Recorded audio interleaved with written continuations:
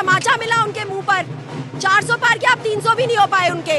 और ना सिर्फ बीजेपी, मैं स्मृति ईरानी के बारे में कहूंगी कि 10 साल से वो सिर्फ और सिर्फ राहुल गांधी को तंज कस रही थी ना, और राहुल गांधी चुप थे। आज ये जनता ने उनके मुंह पर तमाचा मारा है उनको वहां से हरा के। इंडिया अलायंस को 230 सीटें मिली है, कैसे बनाएंगी सरकार?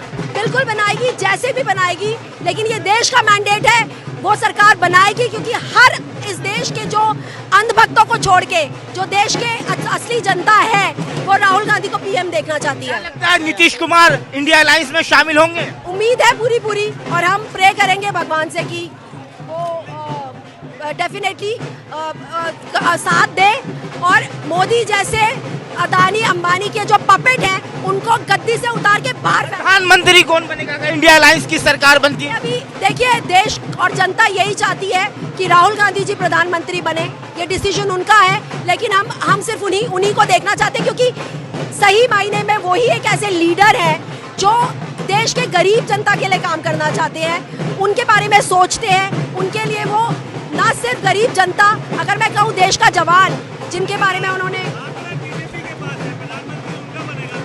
मैं आपको वही बोल रही हूँ, वो तो 400 पार भी बोल रहे थे, वो तो बहुत सी बातें बोल रहे थे, लेकिन अब जनता ने उन्हें क्या मैंडेट दिया? अब देखना है कि कौन साथ देता है। और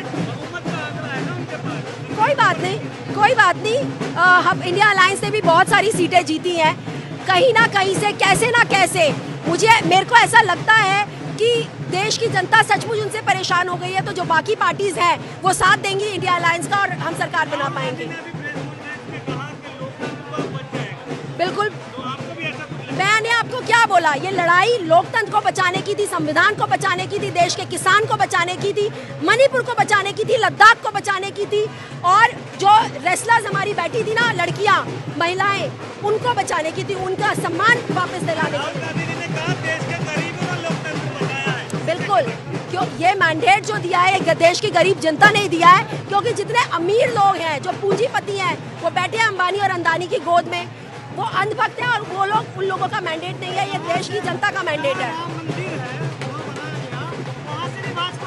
मैं आपको यही बोल रही हूँ, ये भगवान राम का आदेश है कि जिन्होंने भगवान राम का नाम लेकर यहाँ कत्लेआम मचाया ना, तो राम ने आज रावण का पूरा नाश कर दिया है। एक बार फिर रावण को उन्होंने ईवीएम पर अब सवाल नहीं उठाएंगे आप लोग?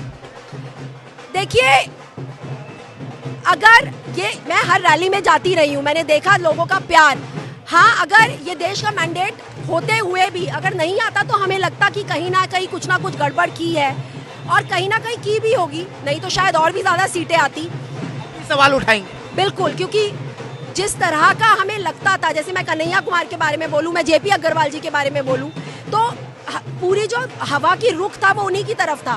तो हो सकता है कुछ ना कुछ गड़बड़ की गई हो, क्योंकि जो लोग इलेक्शन से पहले चीफ मिनिस्टर को जेल में डाल देते हैं, ईडी को खरीद लेते हैं, ईसी को खरीद लेते हैं, देश के कोर्ट्स को खरीद लेते हैं, देश की जो जितने भी न्यूज़ चैनल्स हैं उनको खरीद लेते हैं, तो वो कुछ भी कर सकते हैं, ये आप भी बहुत अच्छे से जानते हैं।